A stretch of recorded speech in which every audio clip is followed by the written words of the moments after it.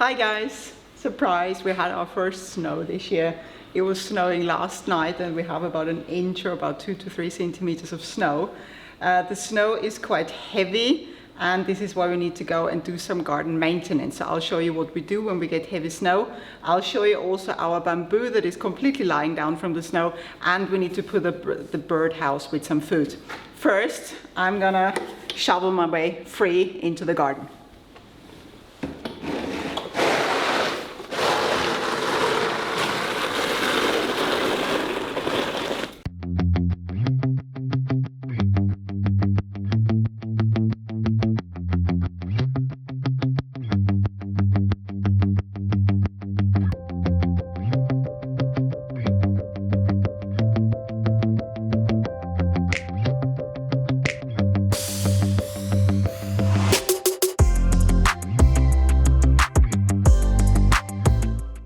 Right, I'm gonna show you what heavy snow is like. So, for building snowmen, as you can see, this is the perfect snow. So if you want to do that, go for it when the snow is like that. However, heavy snow contains a lot of water. That means it just weighs a lot, and the temperature at the moment is just above 0 degrees centigrade. That's about 34 degrees Fahrenheit, and this is why the snow gets even heavier. So this is heavy snow as opposed to powder snow, which is really light and fluffy. And this is why I have to go now and clean off all the plants that may be affected by this heavy snow.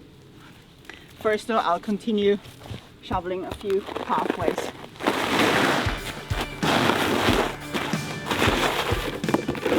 Here, and the next one over there to the steps.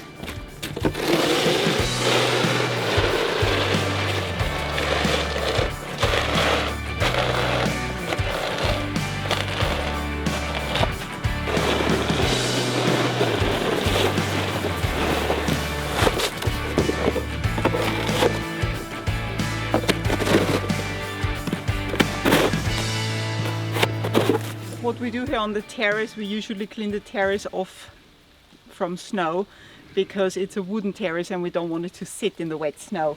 Throughout in the garden we actually do not clear a lot because you can't really do it with the shovel, so we just walk on the pathways that are graveled, so that's fine. And the snow from the terrace we usually put down here onto the gravel on that end, and on the other end we have like a gap in between plants where we can put the snow so it's not falling onto any plants. Right, now I have my broom, which is my tool for cleaning off snow from the plants. So let's go and have a look.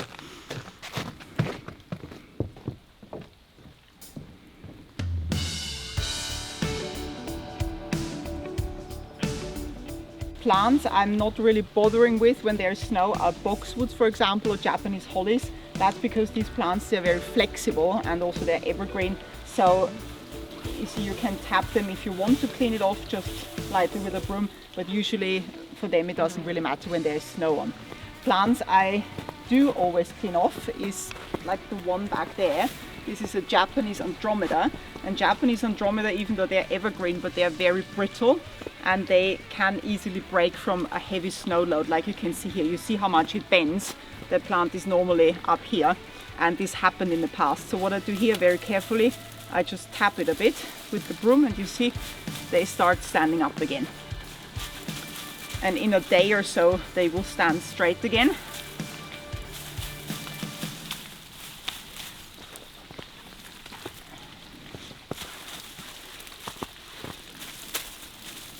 Like so, that's it. For Japanese maples I usually do clean them off, but you see here, maybe you hear in the background that the snow is already melting, and so this is why you see this maple doesn't have a lot of snow. I could clean it off also by just tapping it, but I do not consider it really necessary because the temperature forecast is actually getting warmer again, and so it means the snow is not going to be freezing on there and there won't be any additional snow for now. So that's why I'm just leaving this as it is. Other plants I also check are Japanese azaleas, like those here. Now azaleas are also evergreen. They are a brittle plant I find, but they are not really, those at least, they are not too tall and the branches are quite short. That means you see how the snow sits on the plants, so they can't really bend over from the snow. So those also usually, at least with that amount of snow, I just leave them as they are. So do you see the footsteps here? These are probably from pheasants. We do get pheasants in winter in the garden, you see here, and they keep running around. And in this area we usually have the birdhouse, and we're gonna put it up later today, and they probably come and look for food because they figured a few years ago that we have bird food out in the winter. So it's very sweet. We do have more every year. Actually, we started out a few years ago with like 3, and last year we had 6 or 7 just coming to our plot. You know, they just fly in, go for the food, and then they usually kind of live or like to walk around at the bottom of the garden in the bamboo at the pond. So that's really sweet. And then sometimes they come up here and get some of the bird food, so I always put some on the ground as well. Anyway, moving on with the plants. This one here is a mountain laurel. And also the mountain laurels, they are evergreen, but they are also quite brittle plants, so they can break from snow as well. And also these, you see, I just tap very carefully so that the snow comes off. That's it. So this maple is fine. Back here we have a few more mountain laurels, and that one.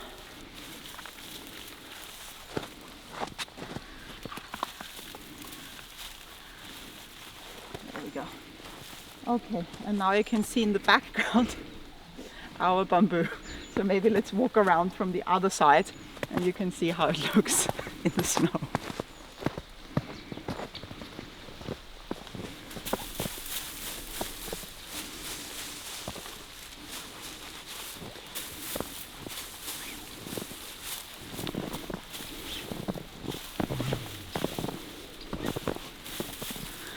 So here also you see plants like, or any conifers really. So like this is a cedar, or any black pines or mugo pines. Those I just leave because they are so flexible that we never had a branch break from a snow load. So you see they are bending down quite a lot from the snow, but it's gonna be melting away soon. So I'll just leave it as it is. Continuing around here. And you see here we have a bamboo on the Japanese Andromeda. That can also be a problem, that the bamboo lies down so much and lies then on other plants.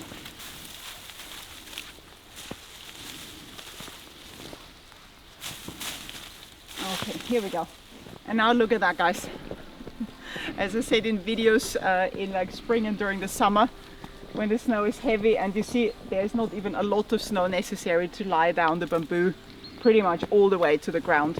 So we do clean off the bamboo, and you see it stands up right away, because we had last year branches or canes actually break from this heavy snow, because we had heavy snow I think 4 or 5 times last winter.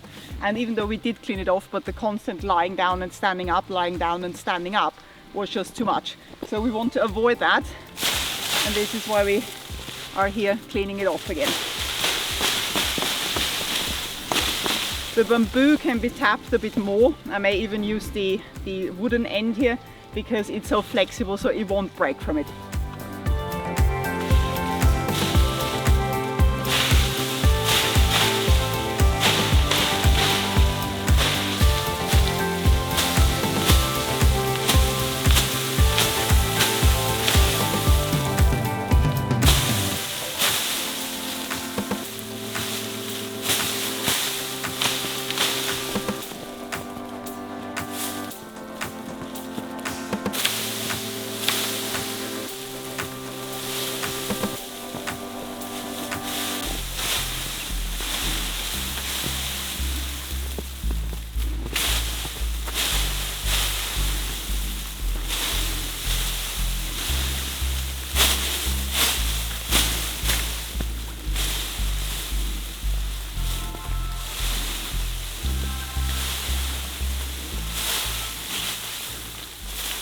Right, that will do. So the bamboo, as you see after cleaning off, it doesn't stand up straight right away, but it will take maybe a couple of days, maybe 3 days, until it stands up again.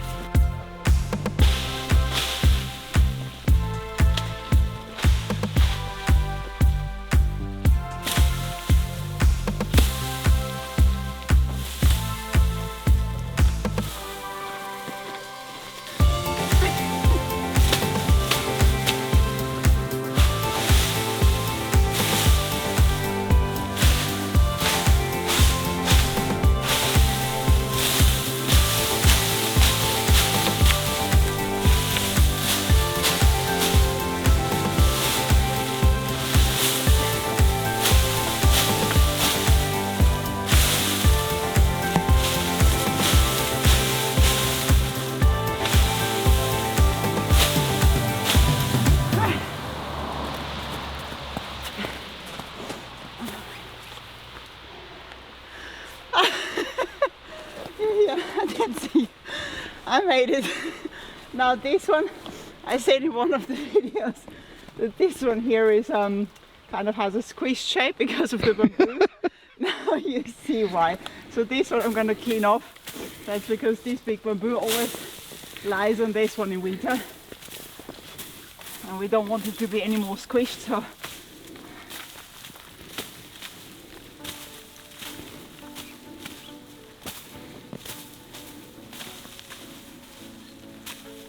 here we go.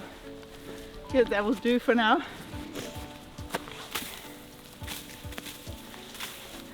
Okay, then I'm gonna be moving on to the to this one here. That's a Nandina Domestica or sacred bamboo. Also they are very brittle, and so they need to be cleaned off as well, otherwise they will break. That's a Japanese Andromeda right next to it. Same here. The maple here, that's all right, really. It's gonna come off.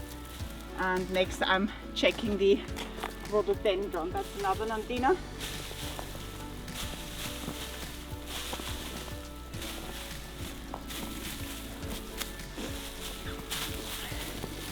Okay, and here you see this is an example of a bigger Japanese azalea. That's the only one in that big size we have. And you see it squishes it a little bit, but I never had any break from it. Still, I'm gonna clean this one off. And then I'll be going to the rhododendron and see how they're doing.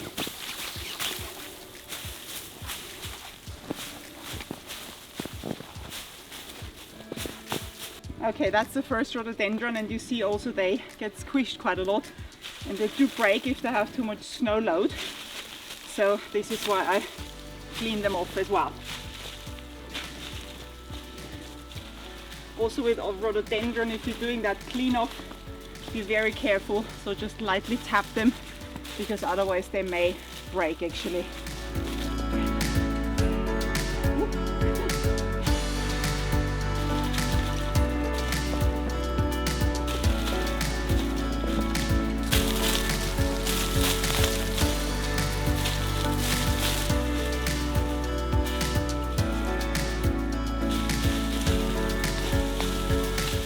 Last one here, Nandina Domestica and Japanese Andromeda.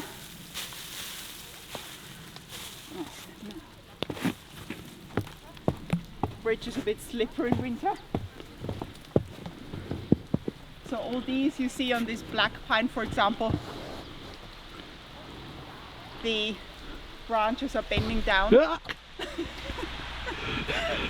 Let's do a cut so Adam can cross.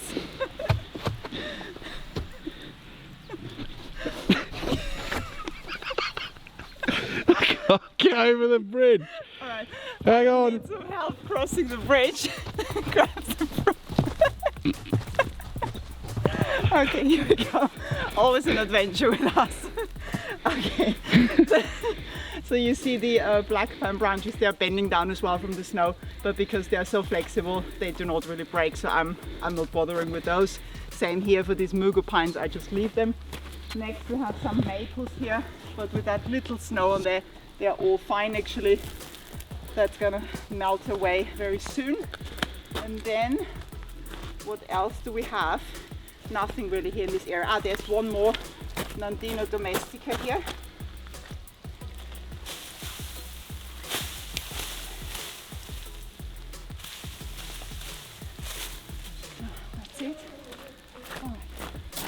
And the rest I think is fine. Now let's walk to the shades to pick up the birdhouse.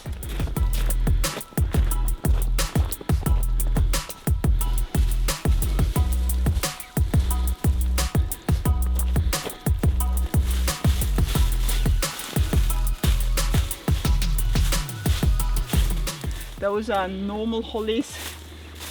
Usually they don't break. So, and here you see the bamboo, the clumping bamboo. You see that's also always bending down.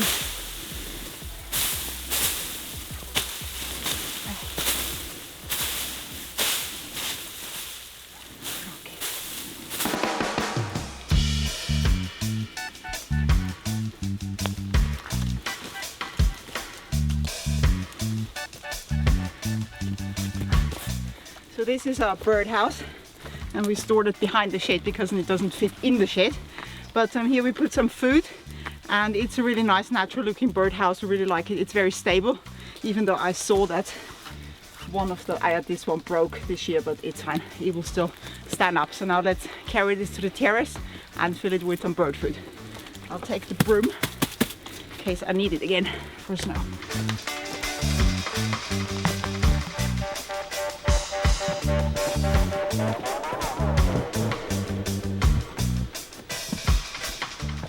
So normally the birdhouse is just down there, but this year we just decided that we're gonna leave it up here on the terrace so we can see more birds, because as you maybe heard on the videos from summer and spring, we do have a lot of birds in the garden, and this is why we have a birdhouse with food every year.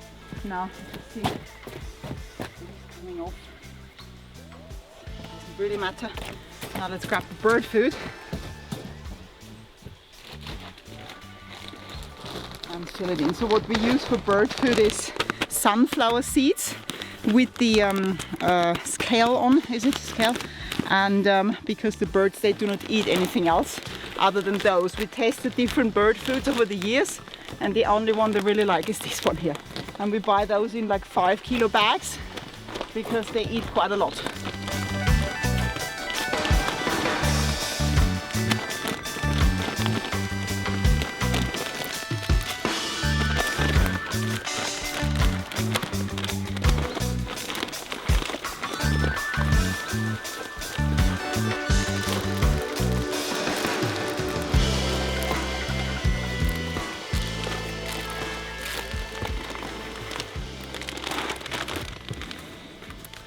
And so we refill that birdhouse maybe every 2 to 3 days, especially when there is snow. The birds really like getting this food. I will, however, down there where we used to have it, put some food on the floor for the pheasants, because if I do it here, I doubt the pheasants are gonna come that close to the house. So I'll just walk down there and put down some food.